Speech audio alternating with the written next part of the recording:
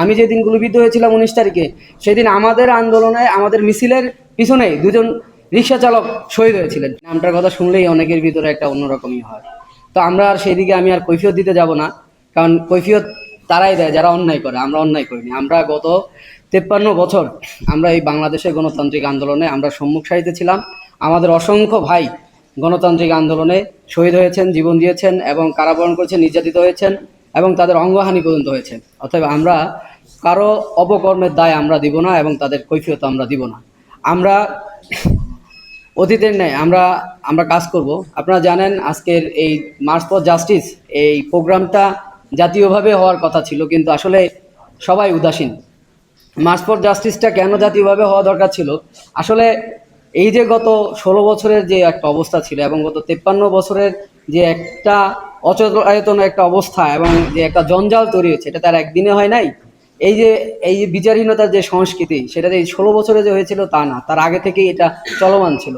এবং গত 16 বছরে এটা তার ভয়ানক একটা রূপ ধারণ করে। যখন এই জুলাই আন্দোলনে যখন নির্বিচারে মানুষকে যখন মারা হচ্ছিল, নির্যাতন করা হচ্ছিল, গুম করা হচ্ছিল, তার বিপরীতে দাঁড়িয়ে শান্তিকামী মানুষ গণতান্ত্রিক আন্দোলনের মাধ্যমে যে একটা আন্দোলন তৈরি করেছে, সেখান থেকে একটা মার্চ ফর জাস্টিস একটা প্রোগ্রাম হয়। কিন্তু বাংলাদেশে এখনও তার জাস্টিস এখনও এটা মানে বাংলাদেশে এটা এখনো প্রতিষ্ঠিত হয়নি, যে জাস্টিসটা এখনও সবাই পায়নি।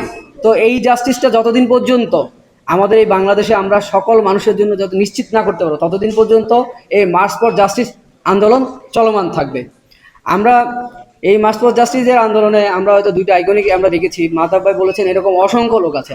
আমি যেদিন গুলিবিদ্ধ হয়েছিলাম 19 তারিখে, সেদিন আমাদের আন্দোলনে আমাদের মিছিলের পিছনে দুজন রিক্সা চালক শহীদ হয়েছিলেন। সেই খবরগুলো কিন্তু কোথাও আসে নাই, সেইগুলো কিন্তু কোথাও বলা হয় না। তো এই যে এই রিক্সাওয়ালাদের শুরু করে শ্রমিকদের, আমার এলাকার দুইজন শ্রমিক, একজন চট্টগ্রামে যেদিন এই এই শহীদ ওয়াসিম নিহত হয়েছিলেন, সেদিন আরও একজন শ্রমিক আমার এলাকার সে হয়েছিল। এবং লাস্ট 5 তারিখে 5ই আগস্ট সেদিন যখন সাভারে আপনার নির্বিচারে যখন গুলি হয়, সেখানে আমার বাড়ির পাশে আরেকজন শ্রমিক, সেও আপনার সেখানে নিহত হয়। এই যে শ্রমিকদের কথা হচ্ছে না। একটু আগে একটা নারী যোদ্ধা এখানে বক্তব্য দিয়েছে। নারীদেরকে আসলে এখনকার পরিস্থিতি এমনভাবে হচ্ছে যে নারীরা এখন সবচেয়ে মনে হচ্ছে ভয়ঙ্কর অবস্থা আছে। তাদেরকে শালীনতার কথা বলে যেভাবে নারীদেরকে নিয়ে ব্যঙ্গ বিদ্রুপ এবং যে সমস্ত অশ্লীল কথাবার্তা ছড়ানো হচ্ছে এবং সোশ্যাল মাধ্যমে যেইভাবে অ্যাটাক করা হচ্ছে নারীদেরকে, মানে একটা ভয়ঙ্কর একটা অবস্থা। এই যে একটা অবস্থা, এই অবস্থা থেকে আমাদের একটা উত্তরণের দরকার আছে। আসলে এই বিগত একটা বছর এই ইন্টারভিউর জন্য যথেষ্ট সময়, কিন্তু এই একটা বছরে তাদেরকে আমরা দেখেছি তারা মানে কি যে একটা মানে অশুভ একটা শক্তি বা একটা বাইরের শক্তিকে তারা মানে এই দেশে স্টাবলিশ করার জন্য তাদের যে ধরনের একটা আকাঙ্ক্ষা, সেই আকাঙ্ক্ষাগুলোকে আমরা দেখছি যে তারা সেগুলোকে সবচেয়ে বেশি প্রাধান্য দিয়েছে। এই যে গণতান্ত্রিক যে একটা আন্দোলন, একটা গণ অভ্যুত্থান হয়ে গেছে, একটা গণ আন্দোলন হয়ে গেছে, এখানে যে হাজার হাজার মানুষ যে শহীদ হয়েছেন, তাদের বিভিন্নভাবে তাদের অঙ্গহানি পর্যন্ত হয়েছে, এই যে এদের দিকে তারা মানে না তাকিয়ে, শহীদদের তালিকাটা ঠিকমতো দেয় নাই, যারা আহত হয়েছে তাদের চিকিৎসা সঠিকভাবে দেয় নাই, না দিয়ে তারা ওই সমস্ত বিষয়গুলো নিয়ে এখন তারা সময় কাটাচ্ছেন এবং নির্বাচনকে কিভাবে দীর্ঘায়িত করা যায়, এটাকে আর কিভাবে পিছানো যায়, তারা সেই জায়গায় থেকে তারা কাজ করে যাচ্ছে। আপনারা আরও একটা জিনিস খেয়াল করেছেন যে আজকে এই যে আপনারা পত্রপত্রিকায় দেখছেন যে সমন্বয়করা মনে করেন যে এই যে আওয়ামী লীগের নেতা এমপি এদেরকে মনে করেন যে তাদের কাছ থেকে চাঁদা নিচ্ছে, হ্যাঁ চাকরি নিচ্ছে, আবার মানে কিস্তিতে মানে তারা টাকা এই চাঁদার দাবি এগুলা নিচ্ছে না।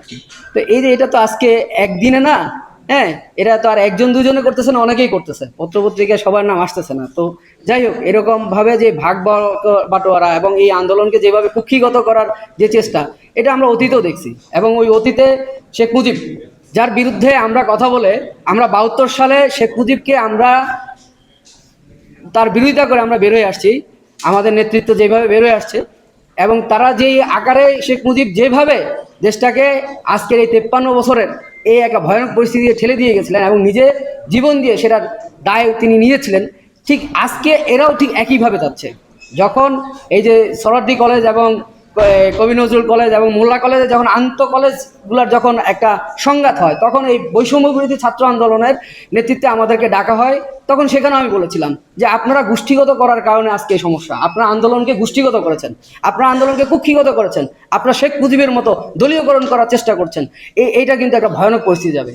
আজকে ঠিক সেই জায়গাটাই আজকে এখনো আমরা একটা ভয়ানক পরিস্থিতি আছে। দেশে আজকে কোনো নিরাপত্তা নাই মানুষের, সাধারণ মানুষের নিরাপত্তা নাই, জানমালের নিশ্চয়তা নাই, নারীদের স্বাভাবিকভাবে চলার মতো সেই অবস্থা নাই। শ্রমিকরা এখনো তাদের দাবির জন্য, তাদের বেতনের জন্য তারা রাস্তায় এসে তাদেরকে জীবন পর্যন্ত দিতে হচ্ছে। আজকে এই পরিস্থিতি খুবই একটা ঘোলাটে একটা অবস্থা। এই পরিস্থিতিতে আমরা মনে করি যে আমাদেরকে ঐক্যবদ্ধ থাকতে হবে।